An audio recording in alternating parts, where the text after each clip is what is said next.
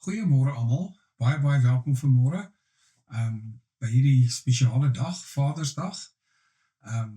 Dit is lekker om almal te sien, dit is lekker om saam met almal by mekaar te wees. Ek kan julle nie sien nie, maar julle kan my sien. Ek was bietjie op verlof gewees, ons is terug en ja, dit is lekker om terug te wees. Kom ons sit net so, dan bid ons net so. Hemelse Vader, baie dankie vir hierdie dag. Dankie Here dat ons in u teenwoordigheid mag wees. Dankie dat u 'n pad gemaak het vir ons om na u toe te kan kom, om u aangesig te soek, om ons afhanklikheid te bely, om ons honger te kom versadig, om ons dors te kom les, Here. Vader, ons erken en ons bely vandag dat in hierdie wêreld, Here, is dit soms moeilik en verdwaal ons soms, maar dankie dat ons vanmôre die vrymoedigheid kan hê om u aangesig te soek en voor u heilige troon by mekaar te kan kom, deur u genade en die pad wat u gemaak het in Christus Jesus vir ons om dit te kan doen.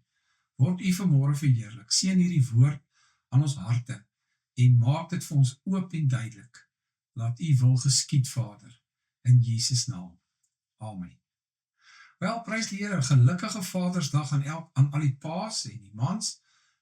Ek hoop en ek vertrou dat julle geseënde, liefdevolle, vreugdevolle dag sal hê vol blydskap en dat die Here julle harte sal vul met hoop en met verwagting, want God is getrou.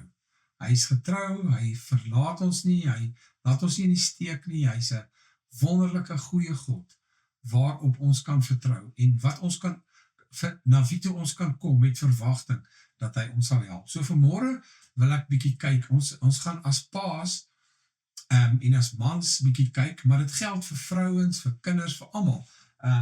Maar vir paas wat die verantwoordelikheid het om God die Vader te verteenwoordig, om God so uit te leef, om hom te ken en hom te laat, en to know God and to make him known, om het so te stel. So ons gaan vandag kyk na die karakter van God. Wie is God en wat doen God? Wat God doen is in lyn met sy karakter. God tree nie buite sy karakter op. Die bedoeling is sy karakter is wie hy is, wat hy is. Hy kan homself nie verloon nie. God kan nie doen wat hy nie is nie. Hy kan nie wees wat hy nie is nie. En in die Bybel openbaar God homself aan ons. Hy kom wys vir ons wie hy is. En in ons verhouding met hom ervaar en beleef ons God in ons dag tot dag lewe. In 1 Korintiërs hoofstuk 13 praat die Bybel van die liefde. Want jy sien, alhoewel God, ons kan baie eienskappe aan God toeskryf. Hy is getrou, hy is regverdig, hy is genadig, hy is ons voorsiener, hy is ons verlosser, hy is ons Vader, ensovoorts. Maar as een stelling oor God, wat alles saamvat, en dit is dat God is liefde. En as ons kyk wat die woord van die Here sê wat liefde is, en onthou, hierdie is God se liefde, en dit is iets waarna ons almal streef. Die Bybel sê vir ons in Romeine 5, dat God stort sy liefde in ons harte uit. So hy gee 'n stukkie van homself. Onthou, God is liefde, so wanneer God vir ons liefde gee hy vir ons 'n klein stukkie van homself, want geen mens is groot genoeg om die volheid van God te kan aanvaar of te kan huisves nie. Goed, so ek wil vir ons net vanmôre lees, wat sê die Bybel van liefde, en wat sê Paulus, wat is liefde? Ek lees uit Korintiërs 13 vanaf vers 1. Al sou ek in die tale van mense en van engele spreek, en ek het nie die liefde nie, dan het ek 'n klinkende metaal en 'n lydende simbaal geword. Al sou ek die gawe van profesie hê, en al die geheimenisse weet, en al die kennis, en al sou ek die geloof hê, sodat ek berge kon versit, en ek het nie die liefde nie, dan sou ek niks wees nie. Sjoe, dit klink vir my of die liefde basies die fundament van alles is, dis waarop alles gebaseer is. En al sou ek al my goed uitdeel, en al sou ek my liggaam oorgee om verbrand te word, en ek het nie die liefde nie, dan baat dit my niks nie. En nou gaan hy aan om liefde te beskryf, en ek wil weer sê, hierdie is die liefde van God, wat ons die potensiaal voor het, maar wat geen mens op 'n gegewe oomblik ten volle kan gehoorsaam en wees nie. Want as ek dit nou lees, dan sal julle verstaan wat ek bedoel en wat Paulus hier bedoel. So die liefde is die essence, dis wie God is. God sy hele karakter, sy hele wese vloei voort uit liefde uit. God is liefde. So kom ons kyk net, wat is 'n menslike verduideliking, sodat ons dit kan rationaliseer en kan dink, wat is dit? Wat beteken dit dat God is liefde? Hy verduidelik dit so, hy praat van, God is lankmoedig. Met ander woorde, hy is geduldig. Hy is nie ongeduldig nie, hy raak nie moeg vir ons nie, as ek dit so kan stel. Hy is vriendelik, hy is nie jaloers nie, hy praat nie groot nie, hy is nie hoogmoedig nie, hy is nie opgeblaas nie, die Here is nie moody nie, hy is nie die een dag goed, die een dag sleg nie. Goed, hy handel nie onwaardig of onwelvoeglik nie, hy is nie selfsugtig nie, hy is nie opgeblaas nie, God vergewe, hy hou nie boek van die kwaad nie, hy treur oor die onreg en hy juig oor die waarheid. Hy bly stil oor ander se foute, oor mense se foute en hulle sondes. En hy hou aan om hulle te vertrou. Hy is hoopvol. Hy hoop alles, glo alles. Hy verdra alles. En dan sê dit die volgende: liefde vergaan nimmer meer. Niks is groter as liefde nie. Niks, nie sonde nie blydskap nie sukses nie mislukking nie. Niks is groter as liefde nie, want vanuit die liefde vloei alles wat is. Wie God is, bepaal wat hy doen. En dan sê hy vir ons, net weer eens, net 'n paar voorbeelde van wie God is, wat is hy? Soos 'n vader om ontferm oor sy kinders. Nou, hoe ontferm 'n vader? Het jy al 'n pa gesien met 'n kind wat lief is vir sy kind en wat sy kind opvoed en wat vir hom sorg en wat met liefde oor sy kind lewe? Dit is kosbaar. En God wil hê ons moet verstaan dat hy na ons kyk, soos 'n pa na sy kind kyk. Hy is vir ons lief. Nou, dit is so, ek het al 'n pa gesien wat baie moedeloos en raad op kan word met 'n kind. God nie. God is lankmoedig, sagmoedig. Hy is nie opgeblaas nie. Ons as mense kan nooit die volheid van die liefde konstant, heeltyd uitleef nie. Dis net onmoontlik. Alright. Hy sê verder, as julle wat mense is, weet om goeie dinge aan julle kinders te gee, hoeveel te meer die julle hemelse Vader nie. Die Here se hart is om jou te seën, om saam met jou te loop. Ja, daar is moeilike tye, ons lewe in 'n gebroke wêreld, en God weet dat ek en jy deur moeilike tye gaan. Josef het deur moeilike tye gegaan. Dawid het deur moeilike tye gegaan. Gideon het deur moeilike tye gegaan. Almal wonderlike karakters in die Bybel, Paulus, Petrus.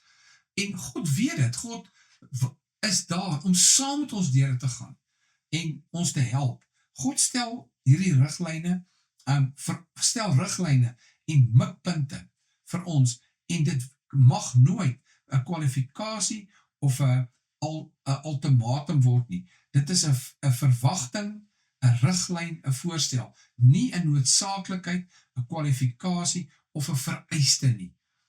En ek wil oor hierdie gedagte net 'n bietjie gesels.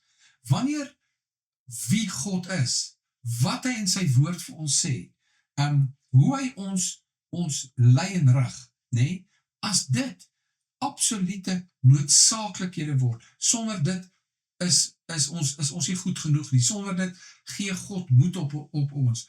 Wanneer sulke goed gebeur, is die Here klaar met ons. Dan sal ons nooit in hierdie wêreld kan end uit die Here dien nie. Ok, dit word nooit 'n kwalifikasie nie, maar dit word 'n riglyn en 'n voorstel. As jy ek kan sê soos 'n snapshot, soos 'n foto neem op 'n gegewe oomblik van enige iemand se lewe, dan sal daar tekortkominge wees. As ek die woord kan gebruik, diskwalifikasies. Daar sal 'n tekort wees.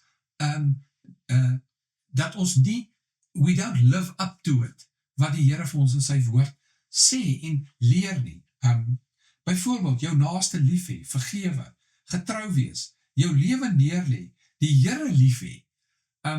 Op 'n gegeewe oomblik in baie mense se lewe is mense, kan ek sê, onseker oor die Here. Hulle is dalk kwaad vir die Here. Dalk ervaar hulle iets wat hulle nie verstaan nie, en as mens weet ons nie hoe om dit te hanteer nie, en hulle is op 'n slegte plek met die Here. Die Here sê met die Here jou God lief hê met jou hele hart, hele siel, hele verstand. Okay? So op 'n gegeewe oomblik is dit dalk so dat 'n sekere mens nie voldoen aan al hierdie Bybelse verwagtinge en riglyne en voorskrifte nie. Ons kan dit nie uit onsself doen nie. Dis onmoontlik. So hoe doen ons dit? Hoe lewe ek? How do I live up to God's expectation? God se verwagting van my. Hoe leef ek? Hoe kry ek dit reg? Nou, Jesus het gesê, ek is met julle tot aan die volëinding van die wêreld, né? Onthou julle dit in Matteus. Toe vaar hy op na die hemel. So Jesus, kan ek sê, is nie meer met ons nie. Maar hy sê, dis vir julle voordelig dat ek weggaan, want as ek weggaan, sal ek die Heilige Gees stuur. So hoor mooi, Jesus is God met ons, Immanuel. Maar die Heilige Gees is Jesus met ons. So Jesus het nie 'n leuen vertel nie. Hy is met ons deur die Heilige Gees. Die Heilige Gees is die een wat Jesus aan ons bekend maak, wat vir Jesus na ons toe bring, wat Jesus naby aan ons bring, wat maak dat ons Jesus kan ken. Alright. Die Heilige Gees is Jesus met ons. Jesus sê dan in die woord van die Here, sê hy vir die disippels, volg my. Ek en jy moet hom volg, self, persoonlik. Ons moet hom volg. Ons moet nie 'n organisasie, 'n groep of 'n mens volg nie. Okay, maar hoor mooi, dit kan dalk snaaks klink, want daar is mense wat ons volg, daar's mentors, daar's leiers in ons lewe, ja, maar ons kan nie mentors, organisasies en groepe volg nie. Jou verantwoordelikheid is om Jesus te volg. Nie groepe wat sê hulle is deel van Jesus, en ek bedoel dit nie in 'n neerhalende wyse nie, of in 'n veroordelende wyse nie. Al is dit 'n groep wat 100% Jesus gefokus is jou verantwoordelikheid en myne. Jesus staan voor jou en hy sê, volg my. Dis jou verantwoordelikheid om hom elke dag te volg, nie agter ander mense aan te loop wat sê hulle volg hom nie. En al doen hulle dit reg, jou verantwoordelikheid is om Jesus te volg. Hy sê, volg my.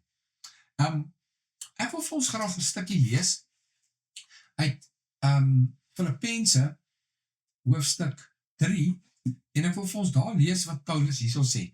Ek gaan vir ons lees vanaf vers 8. Ja, waarlik, ek ag alles skade om die uitnemendheid van die kennis van Christus Jesus, my Here, ter wille van wie ek alles prysgegee het en alles as drek beskou het, om Christus as wins te verkry. Hoor mooi, en in hom gevind te word, nie met my geregtigheid, wat uit die wet of die werke, of my eie toedoen is nie, maar wat in Christus is, 'n geregtigheid wat uit God is, deur die geloof. So dis nie ek nie, dis nie ek wat harder werk nie. Die woord sê vir ons in Psalms, wat baret 'n mens? Met ander woorde, kom ek stel dit so. Hy sê, al werk ek dag en nag, oggend en aand, die Here gee dit aan sy geliefde in sy slaap. Wat baret 'n mens as hy die huis bou en God bou nie die huis nie? En dit is so belangrik, vers 10. Hoor mooi, hoekom sê hy hierdie dinge? Ek ag alles skade, sodat ek hom kan vind en in hom gevind kan word, sodat ek hom kan ken. En die krag van sy opstanding en die gemeenskap aan sy lyde. Of ek miskien die opstanding uit die dode kan bereik, nie dat ek dit al verkry het nie, of al volmaak is nie. Hoor wat sê Paulus, hy het nog nie dit bereik nie. Al hierdie voorskrifte en vereistes, wat God vir ons in die Bybel sit, is nie 'n kwalifikasie, 'n ultimatum. As jy nie daaraan voldoen nie, is jy weg, jy's uit, jy's weg. Dis klaar met jou. Nee, hy sê, nie dat ek dit al verkry het of al volmaak is nie, maar ek jaag daarna of ek dit kan gryp, omdat ek ook deur Jesus gegryp is. Paulus besef, ek moet Jesus volg, ek moet agter hom aangaan, ek beter sorg, dat Jesus in sig is, sodat as hy draai, kan ek draai, en ek moet sy stem kan hoor, en dit is so belangrik. Nie dat ek het al verkry het nie, of volmaak is nie, maar ek jaag daarna, asof ek dit kan gryp. Dan vers 15, laat ons dan, almal wat volmaak is, almal wat Jesus navolg, so gesind wees, en as julle anders gesind is, sal Jesus dit ook aan julle wys. In vers 14, maar een ding, ek vergeet die dinge wat agter is, ek strek my uit na wat voor lê. Ek strek my uit na wat voor is, ek jaag na om die doel, om die prys te verkry van die hoë roeping in Christus Jesus. Wat Paulus maar net hier vir ons sê is, ouens, die lewe eindig nie vandag nie, die lewe eindig nie môre nie, die lewe eindig die dag, wanneer ek en jy hierdie lewe verlaat, wanneer ons die ewige lewe ontvang, uit genade uit. So, tot dan toe, is dit 'n tyd van groei, dis 'n tyd van Jesus volg, om die verwagtinge, en dit wat Jesus vir ons stel, die riglyne en die voorskrifte, na te volg. Ek wil vir ons verder lees, uit Galasiërs 2 vers 16, net om vir jou te wys, dat om Jesus te volg, en om te word, wat Jesus wil hê ons moet wees, is nie my eie toedoen nie, dis nie ek of jy, wat het gou gaan doen nie, dit is absoluut God, wat het in ons doen, dis hy, wat ons die krag gee, en wat ons help, om dit te doen. So ek lees, uit Galasiërs hoofstuk 2, en ek gaan daar lees vers 16, 20 en 21, terwyl ons dan weet, dat die mens nie geregverdig word uit die werke, of uit homself, of deur die wet nie, maar alleen deur die geloof in Christus Jesus. Selfs ons het in Christus Jesus geglo, sodat ons geregverdig kan word uit die geloof in Christus, en nie uit my eie vermoë, my werke en die wet nie. Omdat uit die werke van die wet geen vlees geregverdig word nie. Vers 20, hoor nou mooi, ek is met Christus gekruisig, en ek leef nie meer nie. Ek leef nie meer uit myself nie. Ek kan nie meer dit doen nie. Ek het Christus nodig. Ek het hom voor my nodig, en ek het nodig om hom te volg, dag vir dag. Met my foute, met my probleme, met my uitdagings, met verwerping, met mislukking, moet ek hom volg. Soveel keer van ons hoor wat ander mense sê. Ons wil phone a friend, dit is so. En is lekker om met mense te kan praat wat vir jou kan sê, maak so, dit was my ervaring. En dis goed, en God wil dit hê. Maar jou verantwoordelikheid op die einde van die dag, is om te doen wat die Here, Jesus Christus, deur die Heilige Gees, vir jou sê. Wie wat's ironies, partykeer sê God vir jou goed, wat hy nie vir iemand anders sê nie.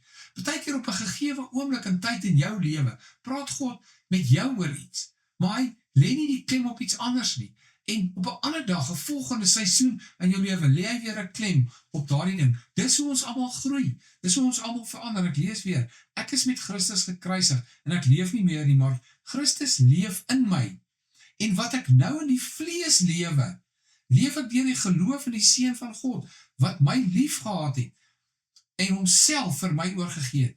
Ek verwerp nie die genade van God nie, maar as daar geregtigheid deur die wet is, dan het Christus te vergeefs gesterwe. Wat hy sê is, as ek en jy 'n sekere groep mense, of programme, of formules kan volg, dan was dit maklik, dan doen ons net dit, en alles werk uit. Maar nee, ek is met Christus begrawe, en ek lewe deur Jesus te volg. En ek wil dit so stel, weet, om te sê ek volg Jesus, of ek glo in Jesus, is baie breed. Maar ek volg hom, dit beteken dag vir dag volg ek hom, en ek begeer om te doen wat hy vir my sê, om te hoor wat hy vir my sê. Jesus sê, volg my, hoor mooi, en ek sal julle maak vissers van mense. Jesus wil jou in 'n persoonlike, aktiewe ervaringsverhouding met hom hê, en dan met mense en groepe en omstandighede. As Christelike standaarde en Christelike verwagtinge en Christelike voorskrifte 'n kwalifikasie of 'n vereiste word, gaan ons dit mis. Gaan niemand dit maak nie. Dan het selfs nie eers een van Jesus se disippels dit gemaak nie. Christelike riglyne en standaarde is 'n mikpunt, 'n doel, iets om na te strewe, om jou uit te strek na dit wat voor lê. Kom ons kyk na die disippels. Die disippels was op 'n gegeewe oomblik tydens hulle lewensreis, was hulle, hoor mooi, hulle was kleingelowig, hulle was bang, hulle was onbetroubaar, hulle was vleeslik. Matteus 26 vers 40 sê Jesus, waak en bid vir 'n uur saam met my. En toe hy terugkom, toe lê hulle in slaap. Hulle was mense soos ek en jy. En jy sien, God en Jesus verlaat jou nie. Hy raak nie met jou mismoedig en hy skryf jou af en hy diskwalifiseer jou wanneer jy, hoor nou net mooi, en ek wil dit sê dit tong in die kies, wanneer jy aan die slaap raak, wanneer Jesus jou vra om te bid. Hy doen dit nie. Hy gee nie op jou nie. Hy weet wie ons is, dat ons mense is, dat ons van stof gemaak is, en tot stof sal ons terugkeer in Psalm 103. In Johannes 6 vers 66 het Jesus se eie disippels, meeste van hulle, hom verlaat. Van hulle het gesê, kom ons gaan vang weer vis. Petrus het hom verloon.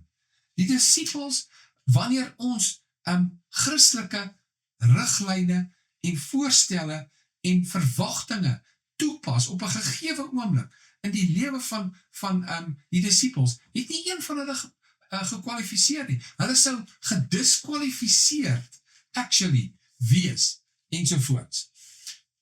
Tog stap Jesus die pad met hulle. Hy vat hulle terug, hy leer hulle, hy restoreer hulle. So hoe doen jy? Hoe vaar jy en ek in hierdie lewe? Vandag 'n snapshot van jou lewe. Waar is jy? Is jy perfek? Het jy al die bokse getik? Is jy toegewyd? Dien jy die Here? Lê jy jou lewe neer? Volg jy al sy beloftes? As jy my liefhet, bewaar my gebooie, ensovoorts. Ek wil vir jou sê vandag, het jy miskien die bal laat val? Miskien voel jy gediskwalifiseer. Miskien het jy 'n fout gemaak. Miskien voel jy nutteloos. En miskien voel jy onwaardig. Die Here kan my nooit weer gebruik nie. Ek het 'n fout gemaak. Ek wil vir jou sê vandag, ek wil vir jou goeie nuus gee. Jesus vra nie vir jou of jy 'n fout gemaak nie. Hy weet. Hy sien dit. En ja, hy wil nie hê ons moet foute maak nie, maar hy's daar in ons foute. Die goeie nuus is, dat hy vra jou, en hy sê vir jou vandag, laat ek net vir jou 3 goed sê wat Jesus vir jou sê vandag. Die goeie werk wat hy begin het, sal hy volbring. Dis God wat in ons werk om te wil, sowel as om te doen. Ek sal jou nooit begewe en jou nooit verlaat nie. Jy sien, ek en jy kan die bal laat val. Nie wil nie ek mag en ek sal doen wat ek wil nie. Nee, dit is 'n hele ander hoofstuk daai. En dit is nie wat hier die geval is nie. Ek praat vanmôre met jou. Ek praat met jou kind van God, een wat vir Jesus lief is, maar wat deur die dinge van hierdie wêreld die bal laat val het. Hy ken jou mislukking, hy ken jou foute, hy ken jou sonde. Ek wil jou sê, Jesus ken jou CV. en hy diskwalifiseer jou nie. Hy sê nie vir jou, ag nee, sorry, ek het nou al 3 keer jou gehelp en jy wil nie hoor nie, so sorry vir jou. Jy is gediskwalifiseer vir jou lewe. Jy sal nooit weer gebruik kan word nie. Hy diskwalifiseer jou nie. En hy doen nie soos wat die mense soms doen nie. Al wat hy vra is, volg my.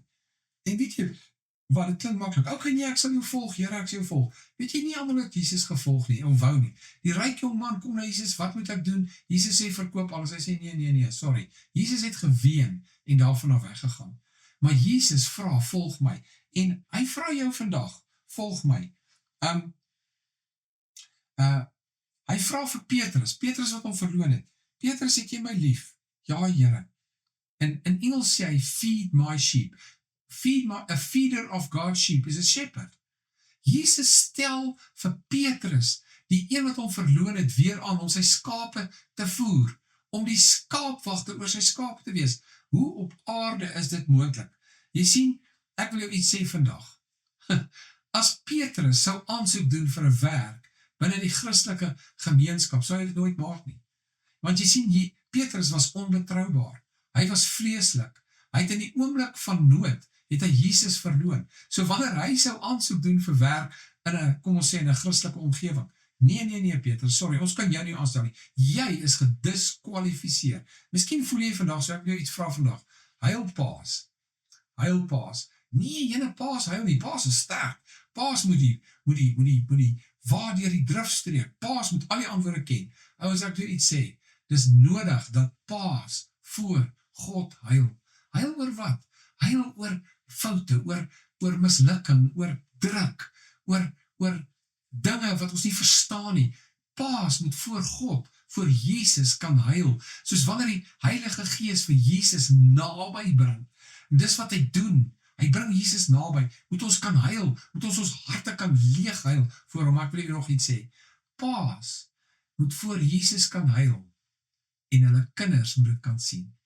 Paas moet voor Jesus kan huil, en voor hulle kinders. En dit beteken nie, 'n paas sit elke dag en chunk en huil en moan en groan nie, nee. Maar ek wil jou sê, wanneer laas het jy voor die Here gehuil?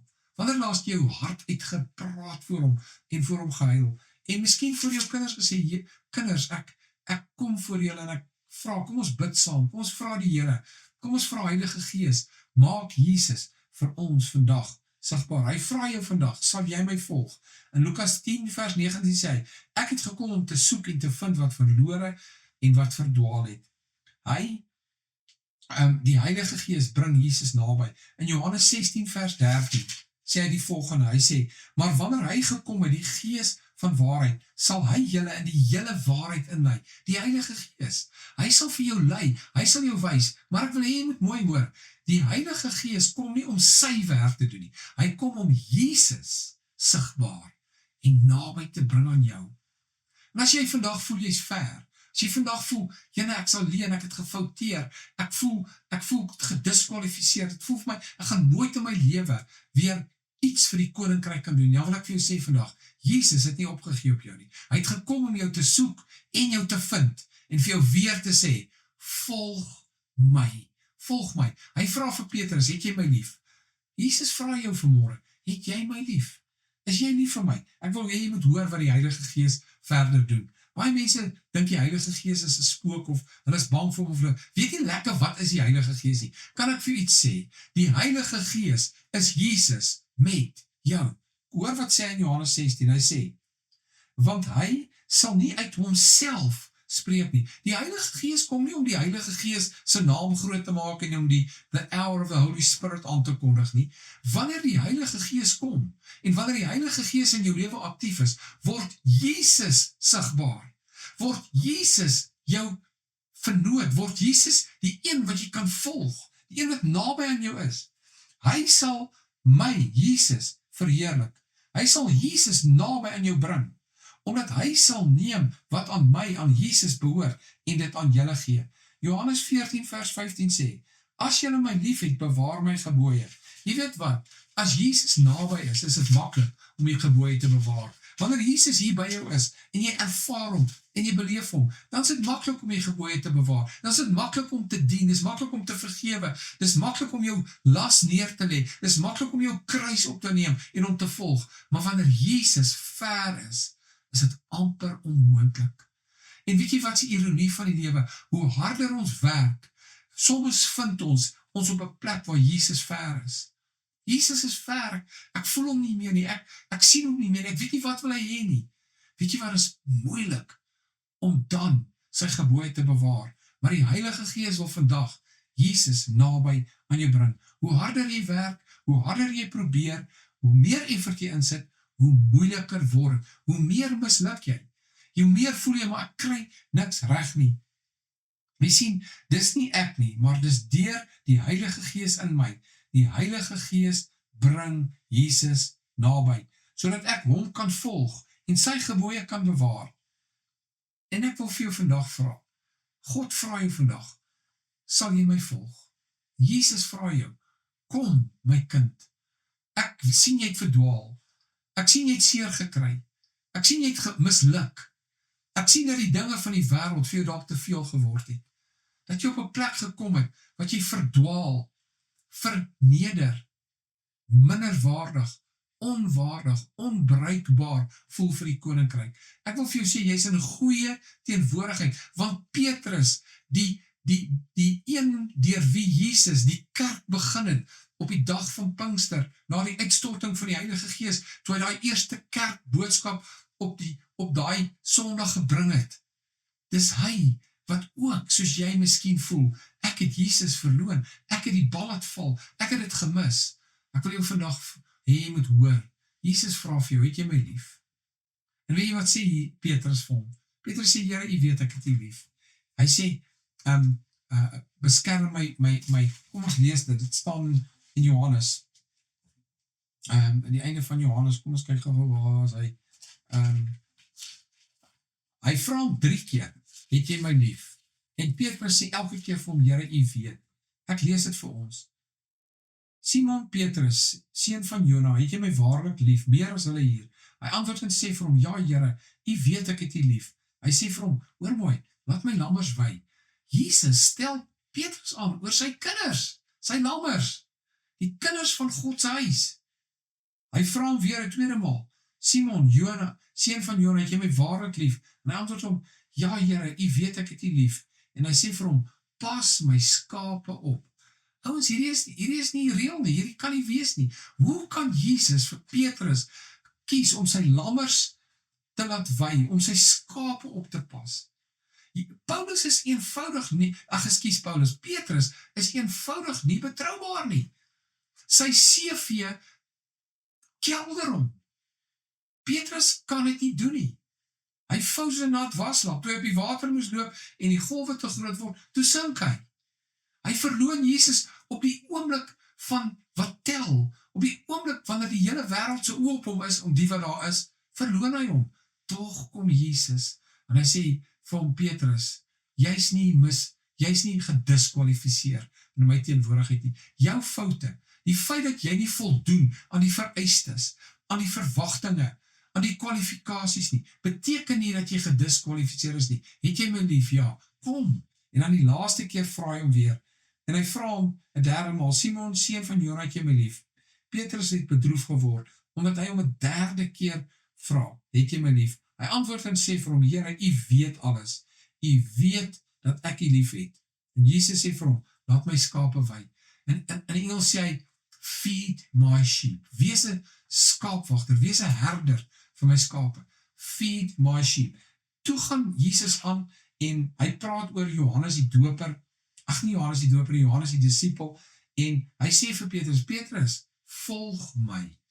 En toe Petrus verder praat, in vers 20 sê, Petrus het hom omgedraai, die disipel wat dan nou Johannes is, sien volg, vir wie Jesus lief gehad het, die een wat by die maaltyd op sy bors geval het, wie die Here, en vir die Here vra het wie hom sou verraai. Jesus antwoord hom, as ek wil hê dat hy bly totdat ek kom, wat gaan dit jou aan? Volg jy my? En ek wil hier mee saamvat en afsluit. Soveel keer is ons so opgevat met wat Jesus in ander mense se lewens doen en wat hy nie in ander mense se lewens doen nie. Ons is so vasgevang in wat gebeur en nie gebeur nie. En wat Jesus doen en nie doen nie. Hier is Jesus se woorde aan Petrus. Hy sê, Petrus, moenie bekommer, moenie kyk na ander nie. Moenie jouself voor my stel op grond van jou sterkpunte, maar ander oordeel op hulle swakpunte nie. Moet ook nie jouself diskwalifiseer op grond van ander se sterkpunte, wanneer jy dink aan jou eie worsteling en swakpunte nie. Volg jy my? My versoek aan jou vanmôre, en ek wil vir jou vra vanmôre, hoor jy hierdie 2 stemme wat met jou praat? Wil jy my volg, en het jy my lief? As jy hierop kan ja sê, as jy sê, Here, U weet ek het U lief. Here, U weet ek wil U volg. Maar Here, ek voel nie of ek mag nie. Ek voel of ek te veel kere al gemisluk het. Dan wil ek vir jou vanmôre sê, hy wat die goeie werk begin het, sal dit volbring. Hy sal jou nie los nie. Hy verander nie sy verwagtinge en sy voorskrifte en sy riglyne as 'n kwalifikasie nie. Dit wat op jou CV staan, mag dalk nie goed lyk nie. Maar wat ek jou vandag wil sê is, Jesus, kyk na jou, deur dit wat God in jou gedoen het, deur die redding aan die kruis. Hy het jou gemaak, die geregtigheid van God in Christus Jesus. En ek wil vir jou vra, het jy die moed om vandag vir Jesus te sê, Here, ek wil U volg. En die Heilige Gees wys my, leer my, bring Jesus naby. Miskien voel jy vandag, Jesus is ver. Miskien voel jy vandag, ek hoor nie sy stem nie. Ek weet nie meer waar hy is nie, ek weet nie meer wat om te doen nie. Hoe harder ek probeer, hoe meer misluk ek. Ek wil jou vandag vra, kom terug na Jesus toe. Kom staan weer voor sy aangesig. En sê, Here, U weet ek het U lief. U weet ek wil U volg met my hele hart. Heilige Gees, kom maak Jesus sigbaar. Kom bring Jesus naby aan my. Ek wil vir jou vra, ek sal met jou wil bid, daar waar jy is, buig jou hoof en sluit jou oë en laat die Heilige Gees toe om met jou te werk vandag. Vader, ek bid vanmôre vir elke persoon wat U stem hoor, wat miskien vanmôre op moedverloorse vlakte sit, wat vanmôre miskien gediskwalifiseer is deur hulle eie toedoen, miskien deur die toedoen van ander. Miskien vanmôre het die wiele afgeval en dinge het skeef gedraai. Ek dank U, Here, dat U vanmôre tot U kinders kom, tot die wat U lief het en vra, het jy my lief? Het jy my lief? Het jy my lief? Here, dankie dat U vanmôre aanstel. Dankie dat U vanmôre terugroep en terug ontvang hulle wat misluk het. Dankie, Here, dat U vanmôre die melaatses, die siekes, die verwerptes, die mislukkings weer na U toe roep. Dankie, Here, dat U woord aan ons is, volg my. Moenie bekommer oor die ander mense nie. Ek is hulle herder. Ek is ook hulle verlosser. Hulle volg my en volg jy my. Here, vanmôre wil ons voor U aangesig sit. En Here, ons wil bid. Jesus, kom word weer die middelpunt, die hoeksteen van my lewe. Here, my lewe het uit mekaar uitgeval en ek het ander paaie geloop. Ek buig my knie voor U. Ek bely, ek het U lief. En ek bely vanmôre, ek wil U volg met my hele hart. Heilige Gees van die lewende God, kom naby my. Kom bring Christus in my teenwoordigheid in. Kom maak Christus sigbaar. Kom maak Christus 'n realiteit. Kom bring hom naby aan my. Ek dank U, Vader. Ek dank U dat U my lief het. En ek dank U dat U in lyn met U karakter optree. Dat U in lyn met liefde optree. Liefde wat Korintiërs 13 vir ons beskryf. Liefde waaraan ons nooit vol kan voldoen nie, maar waarna ons kan strewe, waarna ons elke dag kan uitreik om verder en nader te kom, soos wat U ons lei. Jesus, Heilige Gees, help ons om Jesus te volg en om naby aan U te lewe. Ek bid dit in die naam van Jesus. Ek bid dat U hierdie gebed in mense se harte sal laat weerklink en dat U hulle sal help, elkeen van ons, om U te dien en te weet dat U ons Here is. Prys U heilige naam vanmôre, Vader. Word U verheerlik. Dankie dat ons 'n God het wat met ons bemoeienis maak, 'n God wat soek en vind. Dankie, Here. Prys U heilige naam. Amen. Mag die Here jou seën, gaan in sy wonderlike vrede. En weet jy wat? Weet dat om hom te volg meer prioriteit het as enige ander iets. Enige iets wat gebeur of nie gebeur nie. Enige sukses of mislukking in jou lewe. Besluit vandag weer om Jesus te volg met jou hele hart en om hom lief te hê deur sy liefde in jou hart. Gaan in sy vrede. Amen.